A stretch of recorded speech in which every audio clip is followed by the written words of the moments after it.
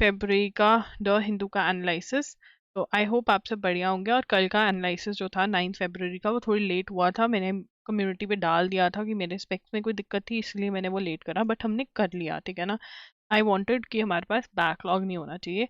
अभी 5 फेब का हमारे पास बैकलॉग है, वो भी मैं धीरे धीरे कंप्लीट करवा रही हूँ आपका, ठीक है ना। तो चलिए स्टार्ट करते हैं आज का सेशन। अगर आप पहली बार इस चैनल पर आए हैं तो 6 PM पर हर रोज़ हम यहाँ पर क्लास लेते हैं द हिंदू एनालिसिस की। By the end of the session आपके पास नोट्स बन जाएंगे एंड आपको हर एक चीज़ एक एक बात समझ में आ जाएगी। आप कोई भी कॉम्पिटेटिव एग्जाम की तैयारी करें जिसमें करंट अफेयर्स आते हैं तो they are going to help you. चलिए स्टार्ट करते हैं आज का सेशन। लाइक कर देना आज का सेशन। तो हमें पता है भारत रत्न दो लोगों को ऑलरेडी अनाउंस हो चुका है। किस किस को अनाउंस हो चुका है Bharat Ratna in the chat section everybody? चलिए जल्दी से बताइए। एक तो कपूरी ठाकुर और एक LK अडवाणी, ठीक है ना। इन दोनों को तो मिलना ही है। What is Bharat Ratna? क्या है? इंडिया का हाईएस्ट सिविलियन अवार्ड। सिविलियन मतलब आर्मी से नहीं लेने देने वाला होता है, ये सिविलियन है। सिविलियन है जो इसका आर्मी से कुछ लेना देना नहीं है। हाईएस्ट सिविलियन अवार्ड या ऑनर भी कह देते हैं इसको, ठीक है ना। किसको देना है हिस्सा? कपूरी ठाकुर, LK अडवाणी, बिल्कुल सही, ठीक है ना। अब 3 लोग इसके अंदर और ऐड हो गए तो 5 लोगों को मिलने वाला है। 3 लोग इसके अंदर बेटा जी और ऐड हो गए। तो चलिए आइए पढ़ते हैं। Swaminathan Rao, father of green revolution in India, MS Swaminathan, इनको मिलेगा, ठीक है ना। राव चरण सिंह टू गेट भारत रत्न, तो किस किस को मिलना है? The Bharat Ratna will be conferred on former prime minister NV Narasimha Rao and Chaudhary Charan Singh, as well as Green Revolution pioneer MS Swaminathan. Adding to the two awardees already announced earlier, socialist leader Kapuri Thakur and former Deputy Prime Minister LK Advani. ये वाली चीज़ हमें नहीं पता चली कि he also served as Deputy Prime Minister। LK Advani जी ने Deputy Prime Minister भी serve किया है। तो आइए लिख लेते हैं। भारत रत्न लिखेंगे सबसे पहले। भारत रत्न 2024। देखो यार, एक बात मैं आपको बता दूं, क्वेश्चन तो यहाँ से पक्का आएगा, ठीक है ना। तो पढ़ लो इसको।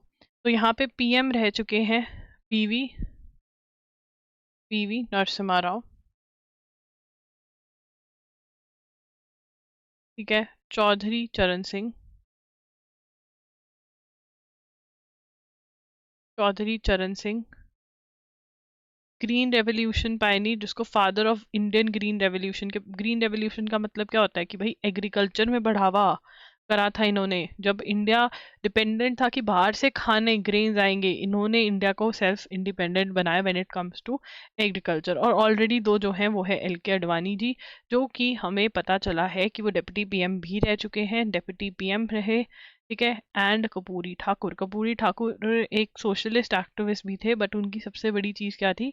He is the CM of Bihar, he was the former CM of Bihar भी उन्होंने सर्व किया। और उनका 100 बर्थ एनिवर्सरी भी सेलिब्रेट करी गई अभी अभी। राष्ट्रपति भवन कोमिनीक टोल्ड, कोमिनीक का मतलब क्या होता है यहाँ पे? कोमिनीक का मतलब होता है ऑफिशियल डॉक्यूमेंट, ऑफिशियल, है ना, ऑफिशियल। अब यहाँ पे ऑफिशियल लेटर डॉक्यूमेंट उसको कहते हैं। तो यहाँ पर PM राव's लिबरेशन, एक मिनट रुको मैं आपको पढ़ा दूँ। Narendra Modi lauded his predecessors the Congress PM Rao's liberation policies and Janata party PM Singh's championing the farmers cause as well as the late agriculture Swaminathan service in field. अब यहाँ पर हमें दो का पता चल रहा है कि जिन्होंने PM सर्व किया है, ठीक है ना। और यहाँ पर हमें और इन्फॉर्मेशन दी जा रही है जिसके अंदर हमें एक टेबल बना लेना चाहिए, जिसके अंदर हमें पढ़ रहा है कि PM Rao he was Congress की तरफ के PM थे वो, ठीक है ना। और लिबरलाइजेशन पॉलिसीज मतलब जो हमारी प्राइवेटाइजेशन हुई, जो बाहर से कंपनीज आके इंडिया आने लगी, वो ये he was the PM at that point time of time, Narasimha Rao, ठीक है। एंड जनता दल के PM सिंह थे, चौधरी चरण सिंह, चौधरी चरण सिंह, ठीक है ना। ये जनता पार्टी के थे, जनता पार्टी के थे। और इन्होंने फार्मर्स कॉज के लिए बहुत ज़्यादा काम किया, फार्मर्स कॉज के लिए इन्होंने बहुत ज़्यादा काम किया। तो ये चीज़ें भी इंपॉर्टेंट है, यहाँ से भी बिल्कुल क्वेश्चन बन सकता है कि किसने क्या किया और क्यों मिल रहा है ये अवार्ड उनको, ठीक है। किसने क्या किया और क्यों मिल रहा है उनको अवार्ड, ठीक है। तो this is very very important. Halwa question है यार, 100% पक्का क्वेश्चन। तुम्हारी किस्मत अच्छी है कि इस बार ये अनाउंस हुए हैं तो तुम्हें पक्का वाला क्वेश्चन मिल रहा है। This year's tally of 5 Bharat Ratna awardees, one more than 4 announced in 1999, is the highest that has ever been announced in a single year। ठीक है ना, मतलब highest है जो अभी in 1999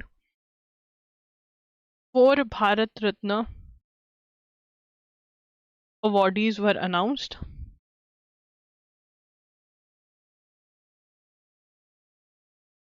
Twenty 5 highest announced in single year. Highest announced in a single year में highest जो announce हुए हैं वो अभी तक यही है, ठीक है ना। तो ये है भारत रत्न 2024। ये बेसिक है, इसमें से आपको कोई ना कोई क्वेश्चन जरूर आएगा जो यहाँ पे नोट्स बने हुए हैं, पक्का कर लो इसको याद, ठीक है। चलिए, on behalf of Indian National Congress we welcome Bharat Ratna Shri PV Narasimha Rao Chaudhary Charan Singh, ये सब बोला, ठीक है, कांग्रेस ने, ठीक है। Most health care providers in developing countries know that oral rehydration salts are a life saving and inexpensive treatment for diarrhoea in children. तो यहाँ पर हमारे पास क्वेश्चन क्या आ सकता है, साइंस स्टैटिक जीके का क्वेश्चन है कि ओरल रिहाइड्रेशन सॉल्ट जो है वो किसको ट्रीट करता है या डायरिया को क्या ट्रीट करता है। तो यहाँ पर हम लिख लेंगे ओरल, या ORS का फुल फॉर्म क्या है, oral rehydration salts, ORS, treatment for diarrhoea, treatment for diarrhoea, ठीक है ना। तो अब यहाँ पर बहुत सारी कंट्रीज जो डेवलपिंग कंट्रीज है, पुअर कंट्रीज है, उसमें लोगों को तक ये नहीं पहुंच पा रहा है, लोगों को पता ही नहीं कि ये उसका इलाज है, बहुत ही सस्ता इलाज है ये, ठीक है ना। और ये किसके लिए, treatment for diarrhoea in children, ठीक है ना, इन चिल्ड्रन, ठीक है जी। तो ये है ओरल रिहाइड्रेशन सॉल्ट्स का मीनिंग पूछ सकते हैं, फुल फॉर्म पूछ सकते हैं, कौन सी बीमारी को ट्रीट करता है, किसमें, बच्चों में, ठीक है, बस ये याद करना था। The 3 forces that define today's India. अब यहाँ पे उन्होंने बोला है, ये जो है ऑर्डर जो है थोड़ा स्टाइल से लिख रहे हैं, ठीक है ना। अब इसके अंदर वो बात कर रहे हैं जो भारत रत्न के विनर्स हैं उनके बारे में बात करें, तो आइए थोड़ा सा ज्ञान इकट्ठा कर लेते हैं, ठीक है। The first force Mandal was unleashed in August 1980 when VP Singh led government announce backward caste quotas in central government jobs. तो बैकवर्ड क्लास के लिए कोटा अनाउंस किया गया था 1999 में, मंडल कमीशन ने जो कहा था, वीपी सिंह तब थे, गवर्नमेंट थी उनकी, ठीक है। उसके बाद their adoption in northern states was symbolised, हमने ये पहले भी पढ़ा है कि कपूरी ठाकुर जी जो है उन्होंने रिजर्वेशन में कितना बड़ा रोल प्ले किया है। ओबीसी का जो रिजर्वेशन आया वो कहीं ना कहीं बहुत बड़ी देन कपूरी ठाकुर की भी है, ठीक है। उसके बाद राम टेम्पल इन अयोध्या जो बना, वो कहा जाता है कि LK अडवाणी जी ने उसके लिए बहुत ज़्यादा काम किया, उन्होंने रथ यात्रा निकाली, बहुत कुछ किया था उन्होंने, इसमें से नोट कुछ भी नहीं करना है, ठीक है। PV नरसिम्हा राव गवर्नमेंट जो थी उन्होंने लिबरलाइजेशन लेकर आए, ठीक है ना। हमारी जो सरकार थी, इंडिया जो थी उसकी इकोनॉमी का बहुत ही बुरा हाल हो रखा था, इंडियन इकोनॉमी का, and it was their idea, Narasimha Rao हो गए, तब मनमोहन सिंह जी थे, और तब लिबरलाइजेशन हुई, ठीक है ना। लिबरलाइजेशन इनके, ही वाज द PM। तो क्वेश्चन ये भी बन सकता है कि जब लिबरलाइजेशन हुई, हु वाज द PM, ठीक है। उसके बाद the RBI monetary policy committee, देखिए रेपो रेट क्या होता है, जो बैंक भी है ना वो भी पैसे पकड़ के लाते हैं, किससे लेते हैं पैसे, किससे पकड़ते हैं, RBI से लेते हैं, तो उनको भी रेट देना पड़ता है, ठीक है। 6.5% का रेपो रेट जो है अब वो है, और ये कौन डिसाइड करता है कि कितना रेपो रेट होगा, कितने पे पैसे देंगे वो, मतलब बैंक को भी इंटरेस्ट देना पड़ता है RBI को, तो कितने पे पैसे देंगे वो कौन डिसाइड करता है, RBI की मॉनेटरी, RBI, ये लिखेंगे RBI मॉनेटरी पॉलिसी कमेटी। तो सबसे पहले आपको पता होना चाहिए कौन सी कमेटी जो है वो रेपो रेट जो है डिसाइड करती है, उसको MPC बोलते हैं, that is monetary policy committee. RBI क्या है, रिजर्व बैंक ऑफ इंडिया है, सेंट्रल बैंक, बेटा यही तो नोट छापता है, यही तो नोट छापता है, इसके पास ये नोट छापने की machine. Reserve bank of India is central bank of India, तो इससे बैंक पैसे पकड़ते हैं, लेते हैं, तो रेपो रेट जो होता है वो अभी क्या है, 6.5% है। तो यहाँ पे क्वेश्चन क्या आ सकता है, रेपो रेट क्या है, ठीक है। कौन डिसाइड करता है, reserve bank of India, reserve bank of India की कौन सी कमेटी, मॉनेटरी, मैंने स्पेलिंग गलत लिख दिया, तुमने बताया नहीं, monetary, MNE, monetary policy committee जो है वो डिसाइड करती है, ठीक है। चलिए आगे चलेंगे। अब हमने ब्राजील वाली जो स्टोरी थी बेटा वो कल पढ़ी थी, पड़ी थी। ब्राजीलियन प्रेसिडेंट जेयर बोल्सोनारो ने क्या किया, उन्होंने इलेक्शंस के अंदर कू करने की कोशिश करी, क्योंकि वो हार गए थे। किससे हार गए थे? लुइस इनासिया लूला दा सिल्वा से हार गए थे। तो इन्होंने बहुत कोशिश करी कि इनको रिमूव कर दे और खुद पावर में आ जाए। अब इनके अगेंस्ट एक्शन लिया जा रहा है, ठीक है ना। तो इसके अंदर क्या हुआ था ये एक बार थोड़ा सा पढ़ लेते हैं, आओ पढ़ लें इसको, तुम्हें और समझ में आ जाएगा कल वाली स्टोरी के बाद। Brazilian police startling allegations at former president Jair Bolsonaro, जो ये इन्होंने कोशिश करी थी कि इनसे ये हार गए थे, ये नंबर 1 जो है ये नंबर 2 से हार गए थे प्रेसिडेंशियल इलेक्शंस, और ये तब प्रेसिडेंट थे ब्राजील के जब इलेक्शंस हो रहे थे, तो इनसे हजम नहीं हुआ। तो इन्होंने कोशिश करी बहुत कुछ करने की।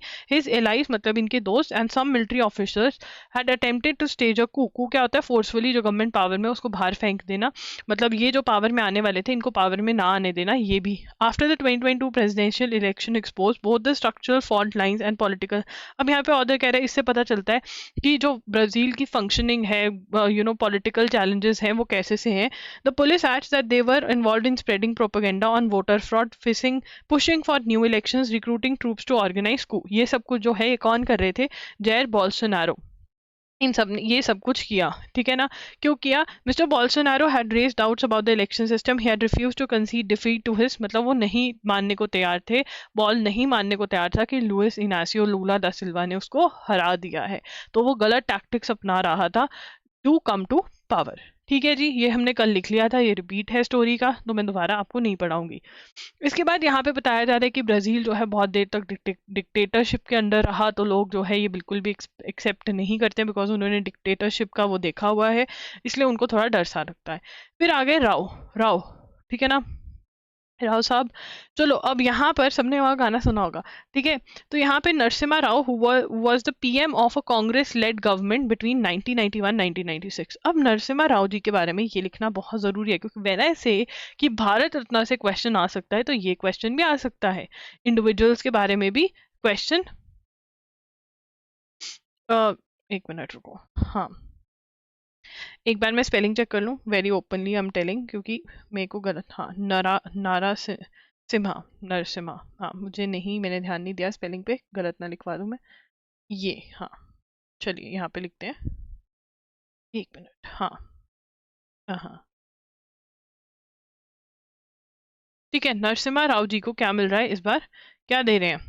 भारत रत्न दे रहे हैं, बहुत ही बढ़िया बात है। अब भारत रत्न दे रहे हैं तो इनके बारे में भी पढ़ेंगे। Congress led Congress led government between 1991 and 1996, ठीक है ना। कब पावर में आए? came to post following the assassination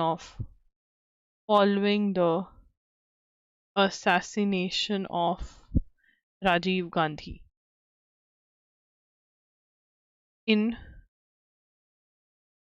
1991 में इलेक्शन कैंपेन के मिडल के अंदर इलेक्शन कैंपेन चल रहा था, पोल कैंपेन, मतलब दोबारा इलेक्शंस होने थे, और 1991 में राजीव गांधी का मर्डर हो गया था, ठीक है ना। तब उसके बाद ये पावर में आए। A long career in Congress had led seen Rao become the minister of external affairs, home affairs. He was packing to leave Delhi during the turbulent campaign of 1991 when Rajiv Gandhi's death upended everything. Various factions of the Congress wanted different leaders. तो ये PM बने, तो obviously बहुत ज़्यादा controversy थी कि राजीव गांधी के बाद किसको पीएम बनाए, तो उसके बाद मिस्टर राव का नाम आया, बट बहुत लोग नहीं चाहते थे कि ये पीएम बने। He came to the helm at the time of great turn both economic and political. तो तब हमारे कंट्री की, हमारे देश की ना तो इकोनॉमिक हालत बहुत ज़्यादा अच्छी थी और ना ही political. With both the balance of payments crisis, हमारे पास दूसरे देशों से सामान खरीदने तो था, हमको चाहिए था बाहर से सामान, बट हमारे पास उनको पैसे नहीं थे देने को, जो श्रीलंका के साथ इस टाइम पे हो रखा था। And the Ram Janmabhoomi movement hanging fire, और राम जन्मभूमि वाला डिस्प्यूट भी चल रहा था। While Rao, along with his hand-picked finance minister Manmohan Singh, skillfully steered India on the path of economic reforms, the Babri Masjid was also brought down on his watch in 1992. A grievance that many congressmen held against Rao. तो कहा जाता है कि even when he died, ठीक है, he died, I think जब Narendra Modi ji power में आए तब he died, that was the year, but he was not given any state rituals, he was not even invited, मतलब उनकी बॉडी को कांग्रेस के जो हाउस वगैरह उसमें भी नहीं रखा गया, उनका जो लास्ट राइट्स है वो हैदराबाद में हुए, दिल्ली भी नहीं हुए, मतलब कांग्रेस वाले इनसे ज़्यादा कुछ खुश नहीं थे। अब यहाँ पे हमें लिखना पड़ेगा कि when he came to power economic and political turmoil था। इकोनॉमिक क्या था? Balance of payments. हमारे पास बाहर को पैसे देने के लिए, बाहर की कंट्री से सामान खरीद कर उनको पैसे देने के लिए पैसे नहीं थे। बैलेंस ऑफ पेमेंट्स ये भी था कि हमारी इनकम जो थी वो कम थी और हमें देने जो थे पैसे वो ज़्यादा थे, ये भी दिक्कत थी जो देने होते थे। ठीक है, फिर FM मनमोहन सिंह के साथ मिलकर, मनमोहन सिंह, ठीक है ना, they brought in economic reforms. अब यार यहाँ पर एक क्वेश्चन तो बहुत फेमस है कि हमारा जब इकोनॉमिक रिफॉर्म्स आए, जब लिबरलाइजेशन हुई, तो हमारे FM कौन थे, मतलब फाइनेंस मिनिस्टर कौन थे? बट CM वाला क्वेश्चन अभी तक नहीं इतना ज़्यादा है जो इस साल आप एक्सपेक्ट कर सकते हैं। ठीक है ना। फिर बाबरी मस्जिद वाला जो सीन हुआ वो कब हुआ? बाबरी मस्जिद कब हुई? सीन हुआ 1992 के अंदर। ये भी एक बहुत ही इंपॉर्टेंट क्वेश्चन है क्योंकि राम मंदिर जो है वो 2024 में बना है, तो this is very very important. ठीक है जी। उसके बाद यहाँ पर जो हुआ, मतलब उन्होंने सारा बताया है कि उनको लास्ट राइट्स के टाइम पे क्या हुआ, उनकी बॉडी को कांग्रेस के जो कमिटी हेडक्वार्टर्स होते हैं वहां भी नहीं रखा गया एंड ऑल ऑफ दैट। ठीक है, उनको स्टेट जो रिचुअल्स होते हैं वो भी नहीं किए गए। ठीक है, ये क्वेश्चन नहीं बनेगा, ये बस आपको ऐसे बताना चाहिए। ये क्वेश्चन जो बनेंगे वो मैंने पॉइंटर्स में लिखवा दिए। ठीक है। उसके बाद RNL set to join NDA after decision to confer Bharat Ratna on Charan Singh. अब चौधरी चरण सिंह के बारे में हमें चीज़ें लिखनी होंगी। ठीक है ना, चौधरी चरण सिंह के बारे में हमें चीज़ें लिखनी होंगी। तो यहाँ से निकालेंगे चौधरी चरण सिंह के बारे में क्वेश्चंस क्या आ सकते हैं हमारे पास। ठीक है, बहुत ही इजी है, स्टोरी फॉर्मेट में है। इन येट अनदर ब्लो, अब यहाँ पे ये इंडिया अलायंस जो है, ठीक है ना, नेशनल डेमोक्रेटिक जो अलायंस था इनका, उसको, हाँ, Indian national development inclusive alliance जो है उसको छोड़ करके ये जो पार्टी है RLD, राष्ट्रीय लोकदल जो है, वो NDA को ज्वाइन कर लेगी। In yet another blow to the opposition unity responding to the Bharatiya Janata party's decision to confer Bharat Ratna on former prime minister Chaudhary Charan Singh on Friday, the Rashtriya Lokdal has decided to join the National Democratic Alliance. ठीक है ना।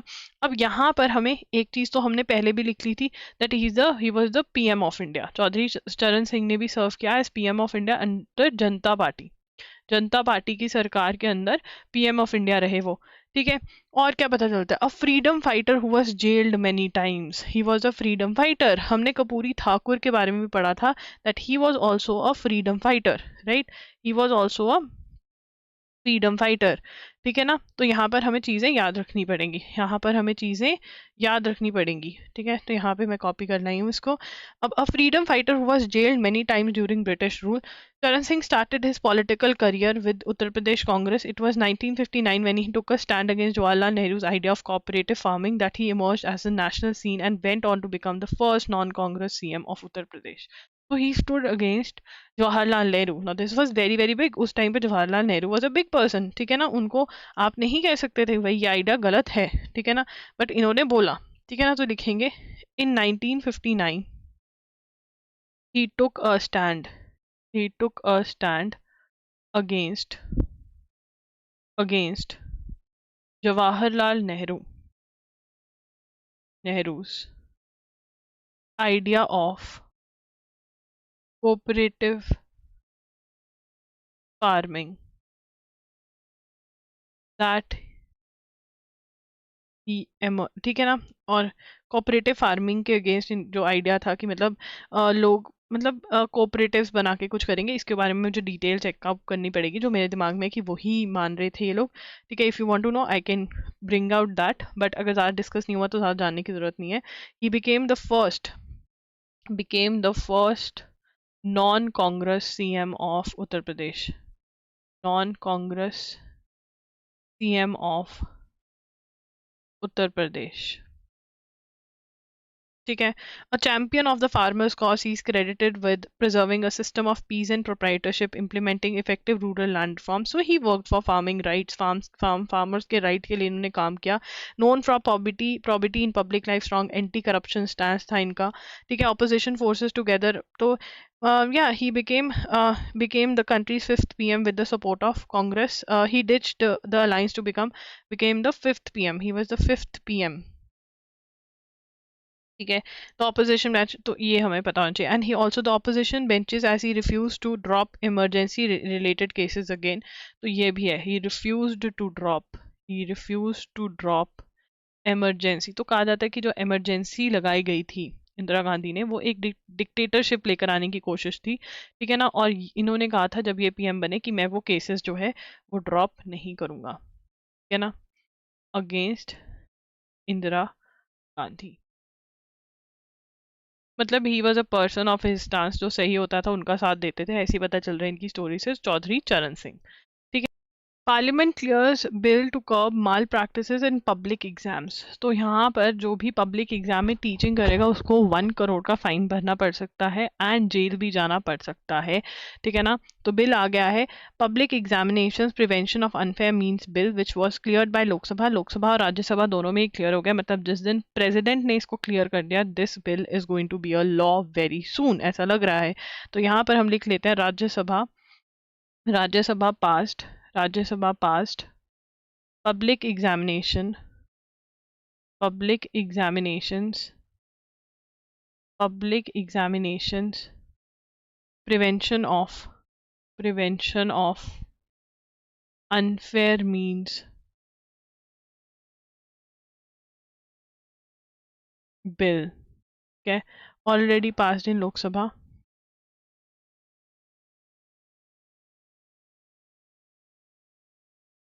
ठीक है ना। तो जो भी चीटिंग करते थे या फिर पेपर लीक करते थे उनके लिए ये वाला लॉ जो है बहुत ही खतरनाक होने वाला है। Jammu and Kashmir by amid going protest चल रही है, बट वहाँ पर schedule tribe Gujjar Bakarwal community, the Rajya Sabha on Friday clear the way for addition of Pahari ethnic group to union territories ST list. तो राज्यसभा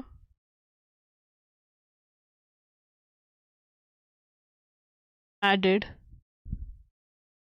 पहाड़ी ethnic group to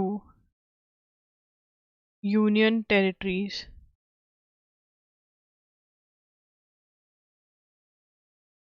ST group,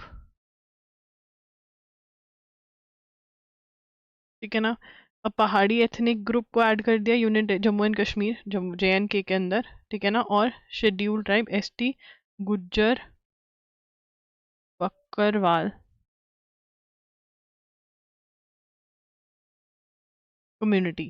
Along with it, upper house the bills that added the Padari Gada College to the ST list and Valmiki, ये भी हुआ है, क्या ना। Upper house ने पास करे बिल्स टू ऐड पदरी ट्राइब, पदरी टाइप, गाड़ा ब्राह्मण and Koli communities added to ST and Valmiki community, ठीक है जी। ये शेड्यूल ये सब JNK की लिस्ट में ऐड हुए हैं टू द, एक minute, to ST and Valmiki community, to the Valmiki community to the schedule caste list of JNK। तो यहाँ पे मैं दोबारा से रिवाइज करवाना चाहूंगी, जो पदरी एथनिक्स ग्रुप है वो ST शेड्यूल ट्राइब में गए हैं, गुज्जर बकरवाल ST में गए, पदरी गाड़ा ब्राह्मण कोली ये ST में गए, वाल्मीकि कम्युनिटी SC में गए ऑफ JNK, ठीक है। उसके बाद ब्राजीलियन एयरक्राफ्ट मैन्युफैक्चरर, ये दोनों जो है मिलकर महिंद्रा वाले और इम्बेरर डिफेंस एंड सिक्योरिटी, जो ब्राजील की एयरक्राफ्ट मैन्युफैक्चरिंग कंपनी है, वो दोनों मिलकर बिड करेंगे इंडियन एयरफोर्स को कि हम मिलकर मीडियम ट्रांसपोर्ट एयरक्राफ्ट टेंडर जो है वो भरेंगे इंडियन एयरफोर्स का। तो यहाँ पर ये इंपॉर्टेंट है, लिख लेते हैं, ब्राजीलियन एयरक्राफ्ट मैन्युफैक्चरर एम्बेरर, ऐसे याद करो, briar defence and security and Mahindra signed MOU to jointly bid for IF medium transport aircraft tender bid करेंगे, अभी मिलकर बिड करेंगे, ठीक है ना। कौन कौन, यहाँ पर महिंद्रा जो है, महिंद्रा और ब्राजील की aircraft company Embraer defence security किसके, इंडियन एयरफोर्स के मीडियम ट्रांसपोर्ट एयरक्राफ्ट को बनाने के लिए टेंडर भरेंगे, बिड करेंगे, मतलब कि हम सबसे अच्छा और सबसे सस्ता बना के दे सकते हैं, तो देखेंगे मिलता है या नहीं। इंडिया साउदी अरेबिया जो है वो जॉइंट मिलिट्री एक्सरसाइज करी उन्होंने, India and Saudi Arabia.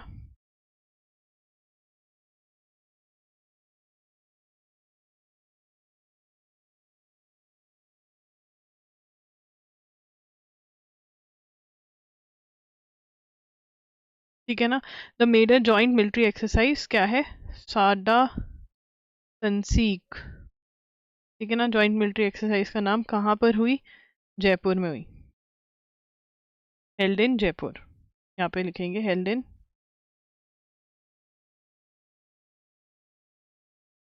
Held in. चलिए आगे चलेंगे।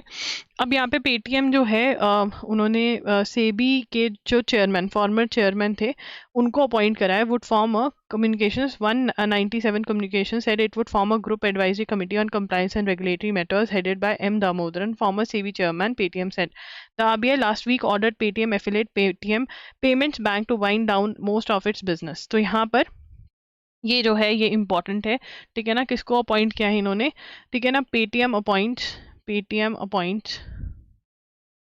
फॉर्मर सेबी चेयरमैन, जिनका नाम क्या है, एम दामोदरन,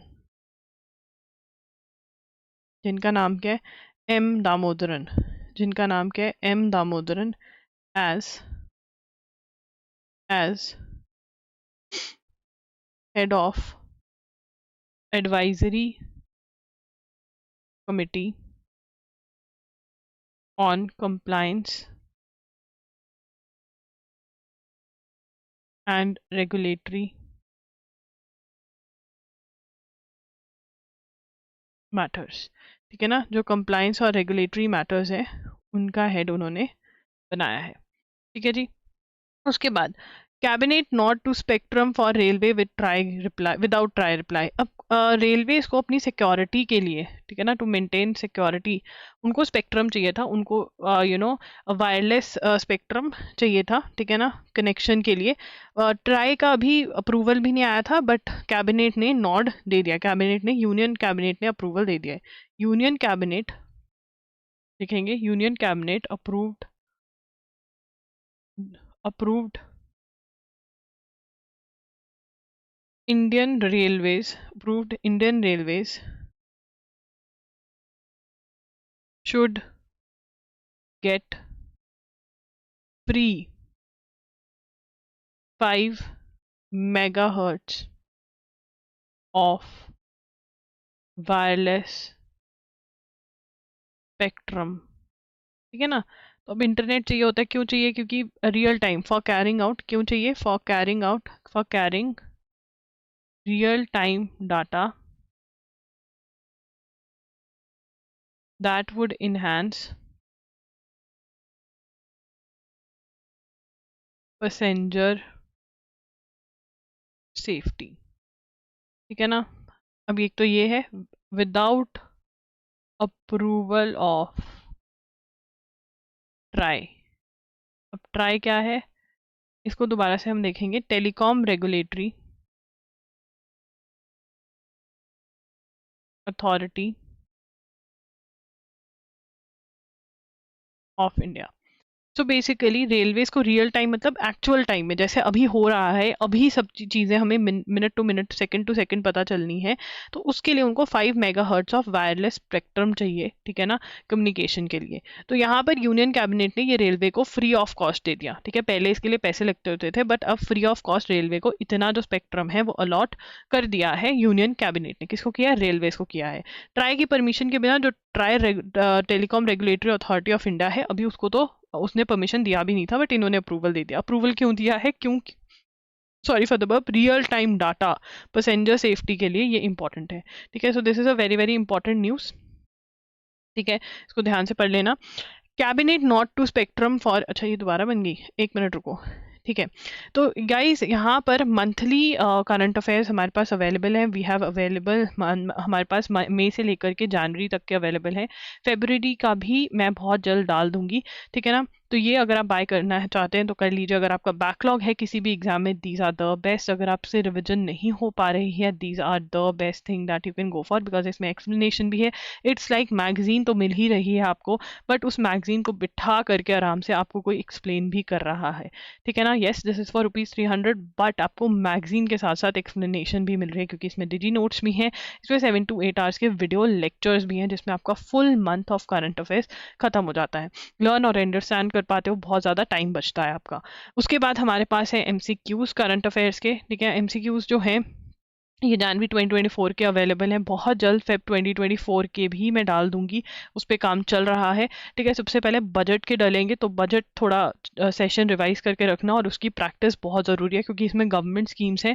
तो मैं ट्राई करूँगी कि गवर्नमेंट स्कीम में से मैक्सिमम जितने क्वेश्चंस निकल सके ना, उतने हम निकाल दें, ठीक है। मतलब तो आपकी सारे साल की प्रैक्टिस हो जाती है। तो चाहे आप स्टेट जुडिशरी एग्जाम्स के लिए प्रिपेयर करो, स्टेट PCS के लिए कर रहे हो, लॉ एंट्रेंस एग्जाम के लिए कर रहे हो, इसमें 10 प्रैक्टिस टेस्ट तो अवेलेबल होंगी मिनिमम, ठीक है ना। 10 प्लस भी हो सकते हैं, 50 क्वेश्चंस होंगे ईच में। और इसकी बेस्ट पार्ट यह है कि द हिंदू का तो मटेरियल आपको मिलता ही है, अदर सोर्सेज में से भी जो करंट अफेयर्स आ सकते हैं उसके भी क्वेश्चंस मैं आपके यहाँ पर कवर करवा देती हूँ। उसके बाद मॉक टेस्ट है slate MHCD 3 years 5 years UTPG, जो कि COQP 11 है जिसका कोड, ठीक है। यहाँ पर आपको करंट अफेयर्स जो हैं बिल्कुल बिल्कुल अपडेटेड मिलते हैं। PYQs और गाइडलाइंस का एनालिसिस करके मैंने ये मॉक टेस्ट बनाए हैं, बिल्कुल बिल्कुल मैंने ही बनाए हैं। और इसके अंदर बेस्ट पार्ट ये है, आपको free of cost guidance calls मिलती हैं। गाइडेंस कॉल्स जो होती हैं वो पर्सनल नहीं होती हैं, वो ग्रुप गाइडेंस कॉल्स होती हैं। बट हाँ, यहाँ पर आप मेरे साथ बात कर सकते हो, और ये बिल्कुल फ्री ऑफ कॉस्ट दी गई हैं, ताकि प्रिपरेशन में हम चाहते हैं कि अगर आपने हमारा मॉक टेस्ट बाय किया है तो हम आपकी फुल मदद करें एग्जाम को क्लियर करने में, ठीक है ना। तो